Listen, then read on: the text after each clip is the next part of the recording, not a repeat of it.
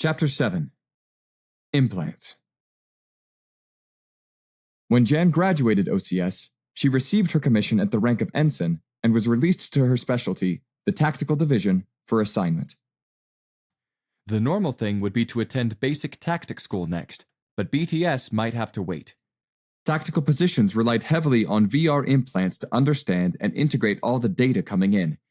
BTS itself relied heavily on implants for the training and exercises. Unlike 90% of Commonwealth citizens, Jan had never received VR implants. The Tactical Division turned Jan over to the Medical Division for surgical installation of VR implants.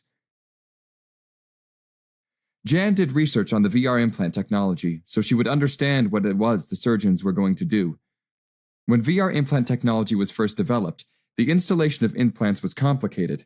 The thinking at the time was the implants had to be connected directly into the affected nerves, the optic nerves, the aural nerves, etc., for the implant signals to be properly processed by the brain. As the technology developed, it was discovered the implant connections could be made generally to the affected areas of the brain, and the brain taught to read these signals. This immensely simplified the surgery, but increased the learning period from a few days to a few months. As the methods improved, the period required to train the brain to read the signals had shortened to a couple of weeks. There were also options on what level of implants to install. A replacement for helmet and hands VR was eyes, ears, and hands only. Full body implants were about twice as much effort, but included feet, smell, taste, and skin as well.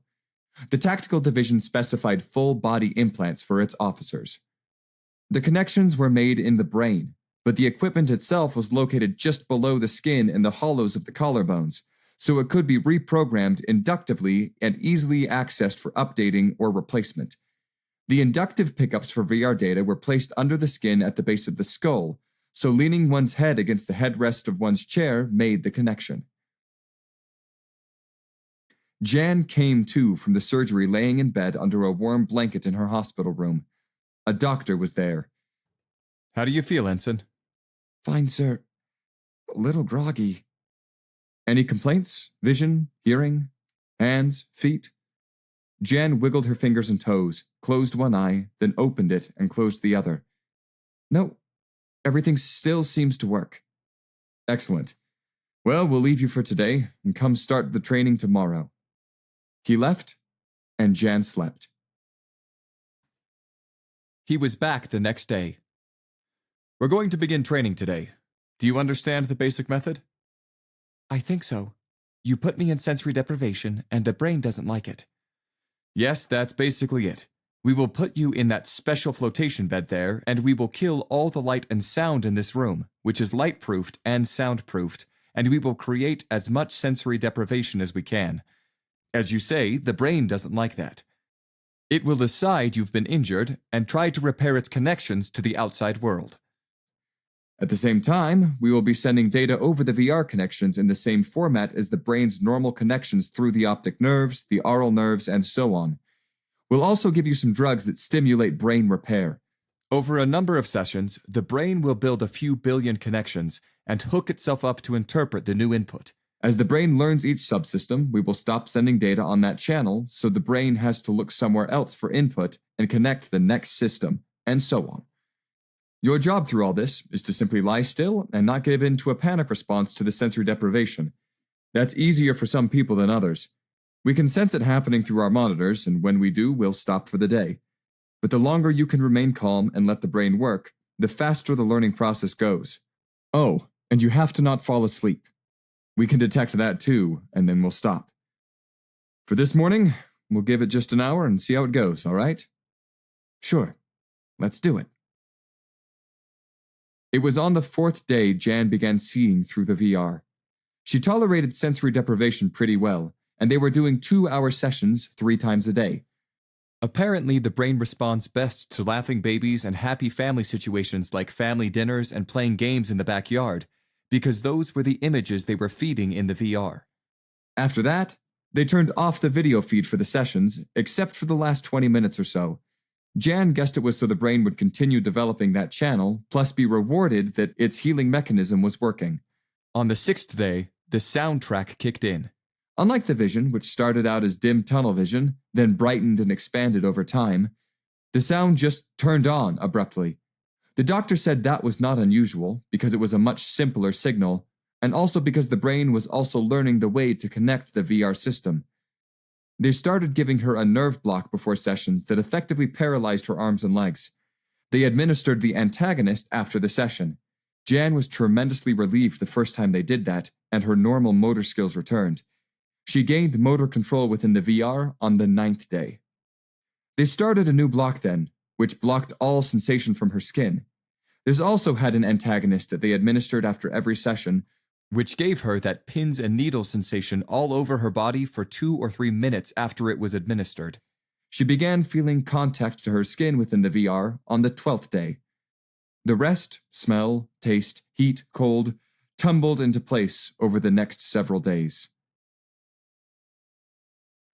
It was the 16th day of therapy when the doctor told her she was done.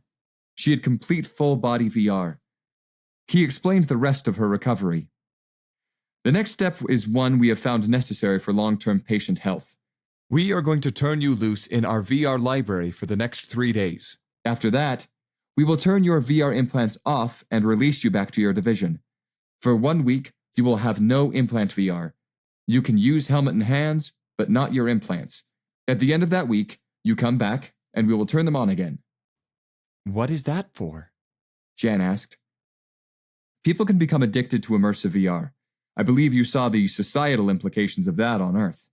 We have found that allowing someone 3 days to go crazy with it, and then 1 week of forced non-use is something of an inoculation against VR addiction. We still get some, of course, but it's 10% of what it would be without that period. Jan was moved to a recuperative wing of the hospital for the next 3 days. Her new room had an immersive VR chair. She searched around in the hospital's VR library, but rather than going to the familiar educational section, she cruised around in the areas more intended for immersive VR. There was one section flagged that had training videos for new implant recipients, for them to further train their interface and explore the possibilities and limits of the technology.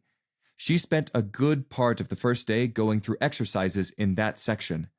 There was an extensive porn section. While she was only 14, there were no age limit firewalls against active service members. She picked a full immersive video there and selected the female character to experience. She was fine until the guy in the video reached out and actually touched her, at which point her skin crawled and a familiar terror welled up. She hit the mental stop button. She was 6 months out of the slums by this point, but it was apparently going to take more time to recover normal reactions to some situations. She was clinical enough about it to know it was an issue and one she wanted to overcome, but it would wait for another time. Jan moved on to the travel section. She had never left Houston after her parents died, and so she went on a day-long binge touring all the big attractions in immersive VR. The pyramids, the Parthenon, the Roman Forum, the Great Wall of China, the Forbidden City, Angkor Wat, the Eiffel Tower, the Taj Mahal, Machu Picchu, the Three Rivers Dam, Stonehenge, the Grand Canyon, Niagara Falls, Victoria Falls, the Great Barrier Reef, Uluru, Mount Everest, the Rainbow Mountains, Amazonia. Jan switched to experiential videos. Skydiving, snow skiing, water skiing, motorboat racing, sailboat racing, car racing, flying ultralights, airplane racing. There was an airplane video that was interactive, in which she controlled the airplane. She spent hours on that one. By the end of the 3 days, Jan was pretty burned out on VR. The doctors turned off her implants for the time being and sent her on her way. Chapter 8. Basic Tactics School. Basic Tactics School was also taught on the huge fleet base at Sigurdsson. BTS was called Tactics 101, or TAC 1, the first course of the Tactical Division. It was also the washout course for incoming Tactical Division candidates. While Tactical Division candidates were hand-selected, 1/3 of them still washed out in BTS. BTS graduated 3 times a year, in the same week OCS did, but BTS only ran 3 months, so there was a 1-month gap between an OCS class ending and the next BTS class starting. This gave Tactical Division candidates a chance to get sorted out and to take a running head start at the reading materials. There were still almost 2 weeks remaining before the next BTS class started when Jan was released from her implant surgery recuperation. The lack of complications in her recovery meant she hadn't missed the next class. She plunged into the reading materials. She went back to the hospital after 1 week to have her implants turned back on, and still had almost 5 days before BTS started to become familiar with the simulation software available in immersive VR. Her heart ached for her friends on the Aquitaine when she walked through the light cruiser simulation. Homework problems were assigned continuously in BTS. Many of these took the form of simulations in which the student was the captain or tactical officer of a CSF warship. They got more and more difficult as the class proceeded. Scores on the homework problems determined the student's class rank in BTS. The student's class rank at graduation was recorded in his permanent records. The light cruiser CSS Sanshu made a crash hyperspace transition and appeared in normal space barely 2 light seconds in front of the 3 heavy cruisers, with velocity directly toward them. She was rotating and unlatched her reaction mass tanks in succession during the 3 seconds she survived before the heavy cruiser's beam weapons blew her out of space. At their velocity, the 3 heavy cruisers were unable to avoid the heavy tanks thrown out in front of them.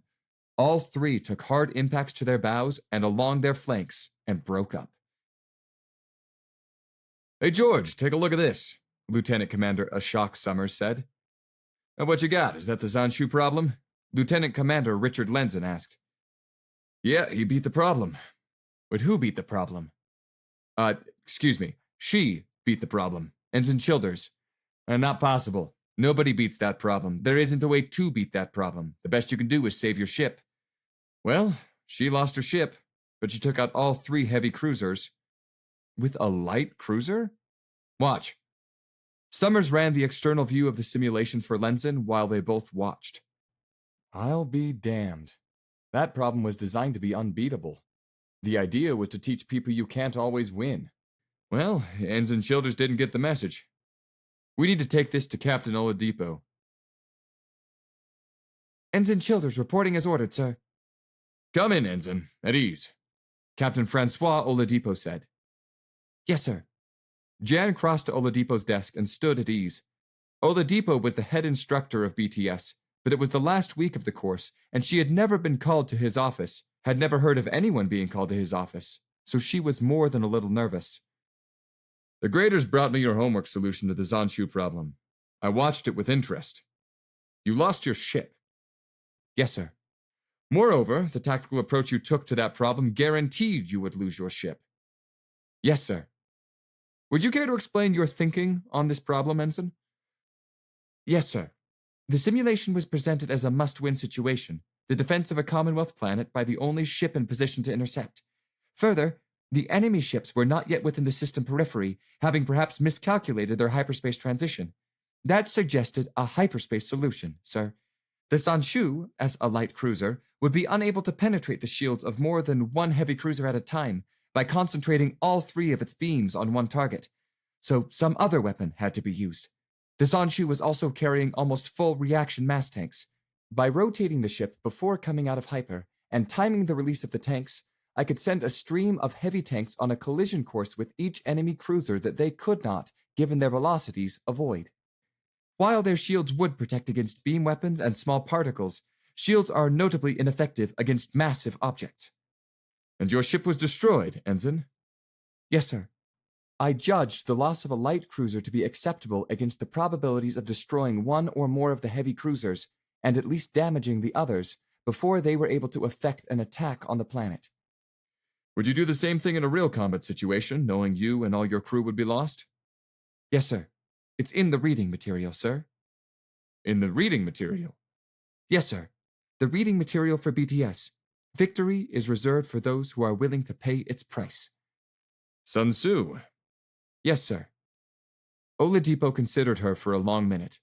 14 years old, not even 5 feet tall, standing at ease, outwardly calm, having explained to a T the terrible calculus of war, and comfortable with a decision that would, if she had to make it in real life, cost her her ship, her life, and the lives of the 800 spacers that made up her crew. "Well, you beat the problem, Ensign. You destroyed 3 enemy heavy cruisers at the cost of a single light cruiser and protected a Commonwealth planet, which is CSF's prime mission. It was a good call and an elegant solution. Yes, sir. Thank you, sir.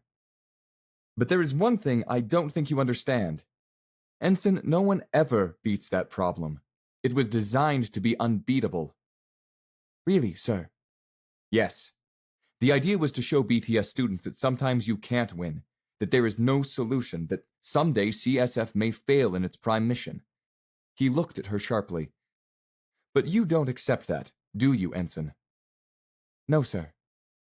Well, if we graduate enough young officers like you, maybe it will never happen. I hope so, sir. Ensign Childers, that problem by itself carried 1,000 points in the homework assignments, because we knew it was impossible. The full 1,000 points are awarded only for destroying all 3 enemy cruisers, in which case there is no subtraction of points for losing the Sanshu. The most anyone has ever gotten for that problem is 100 points, for getting the hopelessly outnumbered and outgunned Sanshu safely out of harm's way. You, however, have been awarded the full 1,000 points for achieving the impossible victory. What that means, together with your current point score, is that you have achieved the highest point score ever awarded in BTS and will graduate first in your class, rank 1 out of 300. Let me be the first to congratulate you. Oladipo stood behind his desk and extended his hand. Jan shook it. Yes, sir. Thank you, sir. Dismissed, Ensign. Chapter 9. Unarmed Combat School. The Tactical Division wanted to immediately put Ensign Childers on shipboard duty as a junior tactical officer, but CSF had made commitments to Jan as part of her enlistment. She was quietly but firmly insistent on keeping to her program and argued she would be a better tactical officer if her full course of study was completed. In the end, Tactical Division relented. Jan's next commitment from the CSF was for the PhD in mathematics. She was comfortable at Sigurdsson, and the University of Jablonka was located in the capital of Jezgra, near the fleet base. The University of Jablonka had an excellent reputation in the Commonwealth. More to the point, its mathematics department was in the top 3 in all the Commonwealth and compared favorably to that of the best universities on Earth.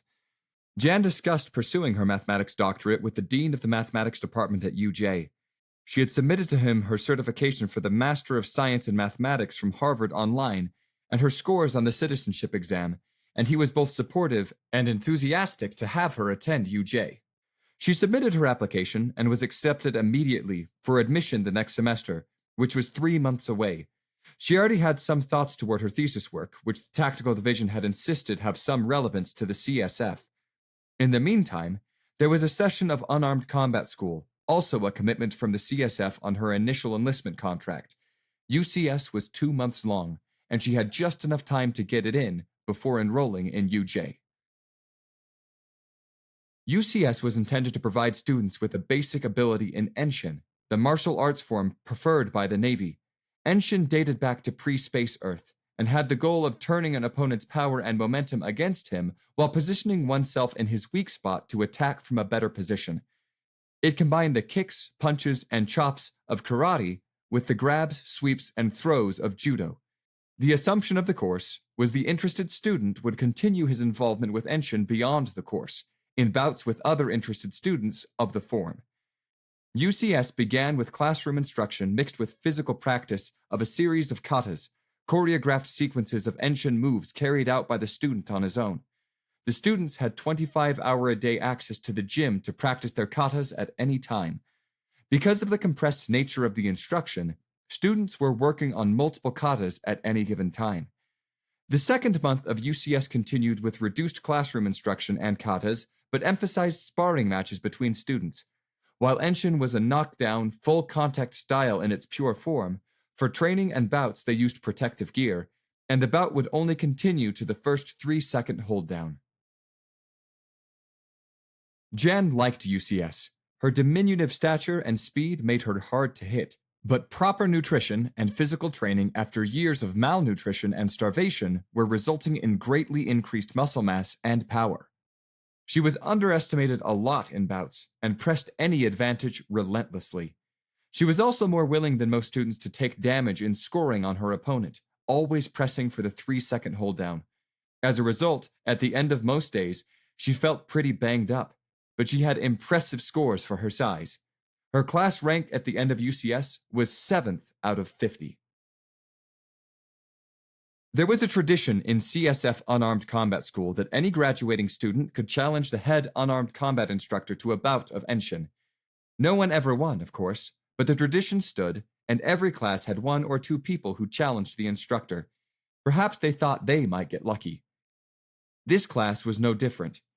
After all the students had been given certificates of completion, the CO, Captain Pockrell, announced the tradition and opened the floor to challenges to the sensei, Senior Chief Petty Officer Brigham Nakamura. Like most Commonwealth citizens, Nakamura was a mix of ethnicities, and despite his last name, he was tall, wiry, and muscular. Petty Officer Second Class Kurt Johnson, a big fellow who was pretty quick for his size, stepped forward. "I challenge." Nakamura nodded, and they both donned helmets and gloves. It didn't last long before Nakamura took Johnson down and held him the required 3 seconds. The second challenger was dispatched with similar ease. "Any others?" Pockrell asked. Jan stepped forward. "I challenge." "I do not accept challenge from a child," Nakamura said. Before Pockrell could say anything, Jan walked up to Nakamura and looked up into his eyes. "I've killed bigger men than you, hand to hand," Jan said loudly enough for all to hear. Nakamura looked down at her and reddened with anger. He seemed about to say something, but instead looked over at Pockrell and nodded. Jan donned protective gear. They faced each other across the mat and bowed. The bout was a curious one. Nakamura couldn't hit her. Jan had the reflexes of a cat and was light and extremely quick. Every time Nakamura tried to hit her, she simply wasn't there. She landed blow after blow, but they seemed to bounce off the big man, like she couldn't hurt him or wasn't really trying. They did serve to anger him further, however. It couldn't last forever. Nakamura finally landed a kick to the body, and Jan went down in a tangle of limbs and lay still on the mat. "Oh, shit," Nakamura muttered. He walked over to where Jan lay sprawled, leaned down, and shook her shoulder. "Ensign Childers, are you okay, ma'am?" Jan's arm shot out like a cobra, grabbed his arm, and jerked herself up and him down as her legs shot out with an unblocked snap kick to the head. She hit him with everything she had, the front of her ankle to the side of his foam sparring helmet, then dropped to the mat and wrapped both arms around his ankles and latched her hands. The kick to Nakamura's head really rang his bell. He straightened up and staggered, or tried to. With Jan hobbling his legs, he couldn't regain his balance and he fell heavily backward onto the mat. Jan jumped up from the mat and flopped onto his sternum, driving the air out of his lungs. Nakamura lay on the mat, wheezing, with Jan on his chest. 1001, 1002, 1003, Jan cried out, then jumped up off Nakamura. Pockrell stood there dumbstruck. Nakamura rolled over onto his knees, still struggling for air. "Wasn't fair. She suckered me," he said. "No halt was called. He never held me down," Jan said to Pockrell. Pockrell looked at her, at Nakamura, now staggering up onto his feet, at the stunned class of graduating students. "The rules are the rules. Childers wins.